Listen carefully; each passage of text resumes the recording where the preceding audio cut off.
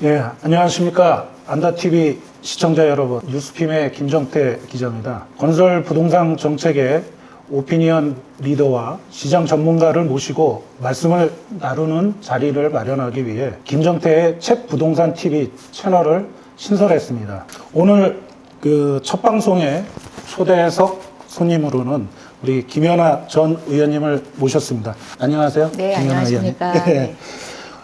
김 의원님은 20대 국회의원을 지내시고 현재 여의도 연구원 경제정책센터장 으로 또 역임하시면서 가천대 초빙 교수로도 계십니다. 특히 김 의원님은 건설 부동산 정책 전문가로서 20대 국회에서 맹활약을 하신 분입니다.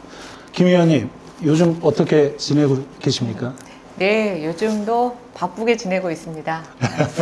부동산이 한동안은 너무 올라서 걱정이더니 네. 지금은 이제 부동산 가격이 좀 하락세를 그렇죠. 보이는 데다가 그뿐만이 아니라 부동산과 연계되어 있는 뭐 금융시장, 또 건설 자재값 급등, 네. 금리 인상으로 인해서 뭐 지금 건설 현장은 다 멈춰 있고 네. 또 부채가 늘어나면서 여러 가지 애로 요인에 당면되고 있는데요. 그러다 보니까 예전에도 이런 일들이 좀 있었는데 네. 그때는 우리가 어떤 정책 카드를 꺼내 썼나 한번 들여다보기도 되고 네. 지금 이런 상황이 계속되면 고물가 고금리 사회에서 한국 경제에 어떤 어려움이 있을까라는 네. 고민도 사실은 네. 있습니다. 그리고 무엇보다도 이 부동산 수요의 핵심이라고 할 수 있는 인구 구조가 지금 빠르게 저출생, 고령화로 진행이 되고 있어서 네. 이 부분이 다른 어떤 그 요소보다도 우리가 과거에 경험하지 못했던 네. 그런 위험이 아닐까라는 생각이 들어서 네. 고민이 많습니다. 역시나 이게 뭐 부동산은 올라도 걱정이고 네, 내려도 맞습니다. 걱정인 것 같습니다. 그러니까 말씀 주셨다시피 대내적 그 불확실성이 가중되고 있는 상황을 안 여쭤볼 수 없을 것 같습니다. 특히 그 미국 실리콘밸리 은행 파산이 이제 전해졌는데 또 미국 금리 같은 경우도 당초 뭐 빅스텝이냐 아니냐 이런 얘기들이 있어왔지만 지금은 이제 동결 얘기까지 나오고 있는데 물론 이제 미국에서 벌어지는 위기 상황이긴 합니다만 부동산 시장에 미쳐질 영향은 없겠습니까? 일단 한국 경제 규모는 그렇게 전 세계적으로 경제 규모가 큰 국가는 아니죠. 네. 대단히 수출 의존적이고 수출 의존적이다 보니까 우리는 달러의 어떤 유출, 유입에 의해서 국내 금리라든가 네. 또 여러 가지 뭐 유동성의 문제 이런 것들이 굉장히 민감하게 영향을 받습니다. 한동안 미국의 금리 인상이 계속되면서 우리가 많이 그거에 대해서 방어를 해오기는 했지만 미국 금리가 오르는데 우리가 금리를 오르지 않을 경우에 네. 사실은 달러가 대거 유출되는 측면이 있어서 사실 우리도 좀 부득이하게 금리를 올렸던 것도 있고요. 그렇습니다. 또 하나 이제 고금리 상황에서 금리를 계속 낮춰둘 수도 없기 때문에 이제 인플레이션을 방지한다는 측면에서 금리를 올렸었습니다. 네. 그래서 온통 세상의 관심은 미국이 금리 인상을 언제 멈출 것이냐. 그렇죠. 예, 그랬고 올해 한 3월부터 2분기에 들어서면 대충 금리는 이제 상승을 멈출 것이다라고 예상을 했었고 그것에 대해서 기대감을 갖고 또 시장 상황에 준비해왔던 시장 참여자들도 꽤 많았다고 생각이 됩니다. 네. 근데 항상 리스크는 예기치 못한 부분에서 나타나는 것 같습니다. 네. 금리와 관계없이 미국의 SVB가 지금 네. 파산 선언을 하면서 사실은 금리와 관계없는 금융권들의 자금 경세 네. 네. 또 이렇게 파산을 하다 보면 어떤 자금을 돌려받지 못하는 자산 운용사들이라든가 투자자들에 대한 환불, 뭐 환매 이런 요청들을 이으면서 지금이야말로 진짜 금융시장이 아수라장으로 완전히 바뀐 것 같습니다. 과연 그럼 이런 불안 요소가 국내 자금시장에 어떤 영향을 미칠까라는 것이 가장 큰 고민인데요. 우선은 일단 SVB에 국민연금이 많이 투자를 했더라고요. 그렇죠. 네, 예. 그래서 원금 보장해주겠다고 미국 정부가 얘기는 하고 있지만 개인이 아니고 해외 기관 투자자인데 이걸 과연 어디까지 우리가 믿을 수 있을까라는 네. 측면이 하나 있고요. 네. 그렇다 보면 국민연금은 국내 대기업들의 주요 주주이기도 합니다. 과연 이런 것들이 국내 기업에서도 굉장히 공격적 경영보다는 보수적 경영을 유도할 우려도 있고 또 일부 우량주택 같은 경우에는 매각을 통해서 네. 자본이득을 환수하려고 하는 조짐이 있다고 보면 결코 미국의 문제지만 우리도 자유로울 수 없다라는 생각을 하고 있습니다. 그렇군요. 그래서 상당히 그런 불확실성에 대해서 다들 이제 설왕설래하는 부분이 있습니다만, 사실 집값이 떨어진 거는 그 2022년 정확하게 한 43주 연속 하락했더라고요. 대체적으로 2020년 수준 또는 뭐 2019년 수준으로 떨어졌다고 말하고 있습니다. 의원님께서 보시기에는 집값 수준이 얼마 정도 떨어진 것으로 판단하고 계신지, 또 적정 수준은 요새 뭐 PIR 가지고 네. 얘기들 많이 대입을 하고 있는데 좀 어떻게 보고 계십니까? 일단 뭐 적정 집값 수준이라는 것에 대한 정의는 이제 이론적 정의와 현실적 정의가 좀 많이 모순되는 측면이 있는데요. 뭐 선진국 통계를 보면 대충 소득 대비 한 5.5배에서 6배 정도를 적정 수준이라고 하지만 네. 또 이걸 지역적으로 쪼개 보면 비싼 주택의 경우에 고소득자가 살게 되면 5배가 안 되는 수준도 있고요. 네. 또 어떤 경우 집값이 저렴하지만 거기에 살고 있는 사람들의 소득 수준이 또 굉장히 낮다면 그 사람들에게는 집값이 싸도 자기 소득 대비 집값이 뭐 한 7, 8배 되는 경우도 있습니다. 네. 근데 이제 어쨌든 한 적정 수준을 한 5에서 6배 정도 보고 있지만 네.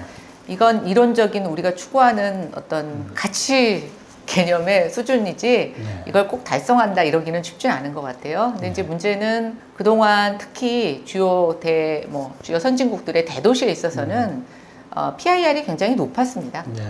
우리도 같은 경우에도 서울이 주로 높고요. 네. 서울을 벗어난 지역으로 가게 되면 또 PIR은 낮아지는 추세를 보이고 있는데, 결국 이 PIR의 적정 수준을 이제 이렇게 대도시에 초점을 맞춘다면 아직도 서울은 뭐 한 7, 8배? 많게는 9배 정도 보내고 있을 거라고 생각합니다.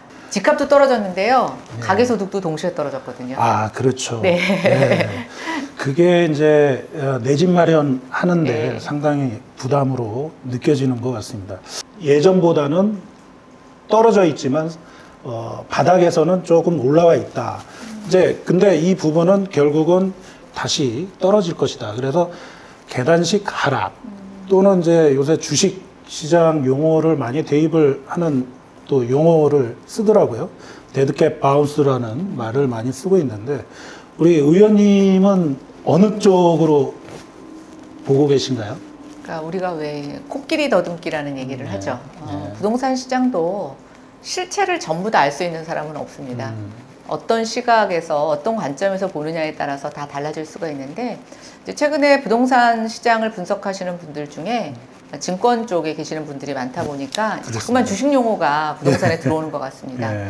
근데 주식과 부동산의 근본적인 차이는 황금성이 아주 확연하게 다르다는 거죠. 주식은 쉽게 말씀드려서 그냥 하락장에 제가 그걸 던질 수가 있죠. 네. 그래서 이제 좀 포기할 수도 있고, 또 어떤 경우에는 뭐 주식 같은 경우는 깡통 주식이 되기도 합니다. 근데 부동산은 내가 팔고 싶다고 해서 팔릴 수 있는 게 아닙니다. 네. 심지어는 아무리 낮은 저가로 내놓아도 전혀 팔리지 않는 경우도 있어서 부동산 자산의 가장 큰 특징으로는 낮은 황금성을 얘기하고 있죠. 네. 그리고 또 하나, 뭐 주식은 휴지가 되기는 하지만 부동산은 그래도 어차피 땅으로 건물로 남아있기 때문에 마지막 보루는 있다는 것. 네. 그래서 저는 주식 시장의 상황으로 부동산 시장을 설명하는 거에 대해서는 뭐 전적으로 동의하지는 않습니다. 네. 그런 측면에서 지금이 이제 바닥이냐라는 건데, 바닥이라는 것의 의미는 두 가지를 해석할 수가 있습니다. 네. 뭐 이건 모든 경제 지표에서 마찬가지인데, 바닥을 치고 V자 곡선을 그리면서 급반등하는 케이스가 있고요. 네. 바닥을 쳤는데 L자로 횡보하는 경우가 있습니다. 네. 네. 지금 이 바닥이라는 점에 대해서는 뭐 저도 많은 부분 공감하지만, 바닥 이후의 행보에 대해서는 아직 반등이라고 보기에는 네. 좀 여러 가지 미심쩍은 징후들이 많이 있다. 그리고 전반적으로 지금 부동산 시장의 일종의 돈줄 역할을 했던 자금 시장의 상황이 여의치 않기 때문에 사실 저는 뭐 앞으로 급격하게 뭔가 좋아질 가능성 그렇게 많지 않다. 다만 정부가 이제 규제 완화 카드를 사실 지금 여러 가지 만지고 있는데, 지난 1월 3일에 발표된 규제 완화책은 당초 시장의 전망보다 네. 대상도 넓었고 네. 규제 완화의 폭도 컸습니다. 그래서 이제 그것이 어느 정도 시장에 영향을 미치고 있는 것은 부인할 수 없는 사실인 것 같습니다. 네. 근데 제가 정부의 어떤 집값 규제를 그리스 신화에 비유하는 글을 한번 쓴 적이 있는데요. 그렇습니까? 이카로스의 날개. 아. 네. 이카로스의 날개가 예. 어떻게 만들어졌는지는 알고 계시죠? 아니요. 좀 설명 좀 해주시죠. 예. 미궁에 빠져 있을 때 예. 이제 도망치려고 하다 보니까 미궁이라는 게 뭡니까? 미로잖아요. 그렇습니다. 아무리 길을 예. 찾아도 할 수가 없어서 그럼 날아야 되겠다 생각하고 날개를 다는데 그때 글쎄 소재가 그거밖에 없어서 그런지 모르겠지만 날개를 밀랍으로 붙이기 시작합니다. 예. 그래서 이제 밀랍으로 날개를 다 붙여가지고 하늘을 날았는데 밀랍은 태양에 가까이 가면 녹죠. 녹죠. 예. 예. 너무 낮게 날면 다시 미궁으로 빠질 수가 있습니다. 아, 그 말씀이신가요? 네, 예. 규제 완화가 너무 태양에 가까이 가게 되면 오히려 경기를 뭐 갑자기 불안하게 하거나 아니면 또 규제 완화의 영향이 떨어져서 다시 미궁으로 빠질 수도 있고요. 네. 또 그것 때문에 너무 조심해서 밑을 날다 보면 미궁을 빠져나가지 못하는 상황도 벌어지는 거죠. 네. 저는 규제 완화는 그만큼 지금 굉장한 적절한 균형과 힘 조절이 필요하다고 생각이 됩니다. 그렇군요. 필요할 때 규제 완화 카드를 쓰지만 그게 만능 통치는 아니라는 것. 전반적으로 인구 구조, 금리, 자금 시장의 상황 이런 것들이 다 안정돼야지 결국 경기가 오를 수 있기 때문에 하여튼 그렇군요. 지금은 우리는 예의주시하고 네. 굉장히 시장을 민감하게 바라봐야 할 때라고 생각합니다. 그 말씀하신 대로 그 정부의 그 규제 완화 조치가 사실 이제 어느 정도는 전방위적으로 이루어진 것 같다고 생각은 드는데 그 완화로 요구하고 있는 부분들이 DSR 네. 부분인데 이런 것들에 의해서 아직도 시장이 좀 이 살아나기가 어렵다라는 얘기들이 있습니다. 이런 부분에 대해서는 아까 말씀하신 타이밍과 연관 지어야 될까요? 일단 뭐 지금 가장 시장에서 요구하는 DSR의 규제 완화 같은 경우에는 집값, 앞으로의 경제 상황하고 맞물려 있습니다. 네. 은행이 DSR을 적용하는 이유는 네. 이 사람이 빚을 갚지 않고 방만하게 가게를 운영할까 봐라는 게 하나 있고 그렇죠.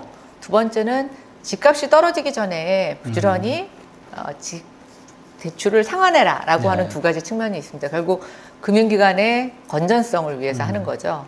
근데 지금 우리가 예상을 해볼 때 앞으로 경제가 좋아서 근로자들의 소득이 올라갈 가능성, 네.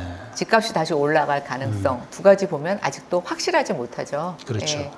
그리고 이제 소비자들 입장에서 그럼 왜 DSR을 더 강화해 달라고 하느냐? 집값이 떨어졌는데도 불구하고 저는 두 가지라고 보는데 집값이 더 떨어질 것 같아서 네. 사지 않는데 네. 그 핑계가 금융 문제일 수도 있고요. 또 하나는 아까도 말씀드린 것처럼 DSR은 집값하고 자기 소득하고 관계가 되어 있습니다.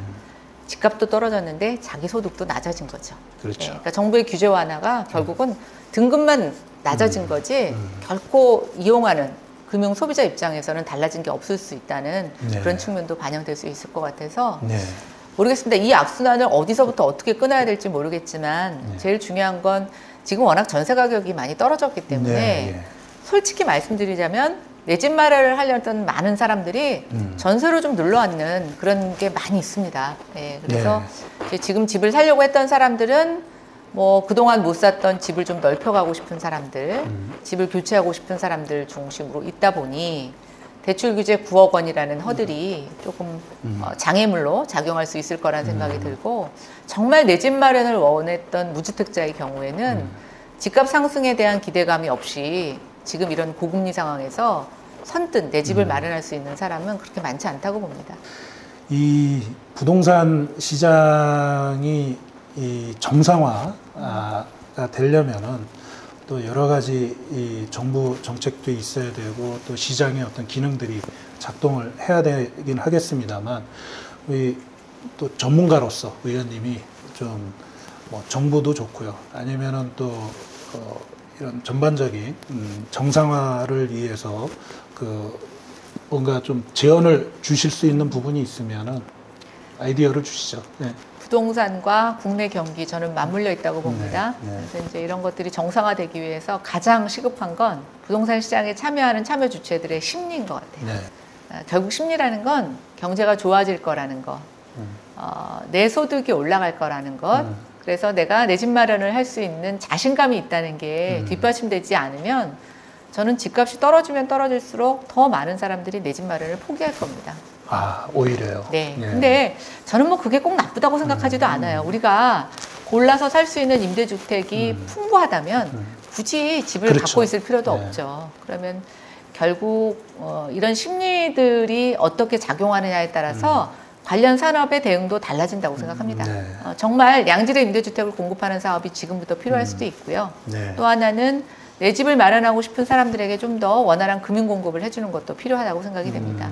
근데 이제 문제는 인구 구조가 급격하게 저출생 고령화로 가면서 이제는 우리 경제가 인구 소멸로 같이 사라지느냐 아니면 인구는 적지만 네. 강소국으로 발돋움하느냐에 좀 기로에 있다고 보고 있고 이럴 때는 국가와 민간과 국민이 한마음 한뜻이 돼서 빠른 경제 회복 이 어려움을 잘 견뎌나갈 수 있는 그것만이 저는 유일하게 지금 부동산 시장에서 필요한 요인이라고 생각합니다. 네. 그렇군요. 네. 예. 잠깐! 주식이 어렵다고? 하루 10분 감을 보면 성공 투자의 감이 잡힌다. 투자 정보가 한눈에 감을 통해 해외 주식의 감을 잡아보세요.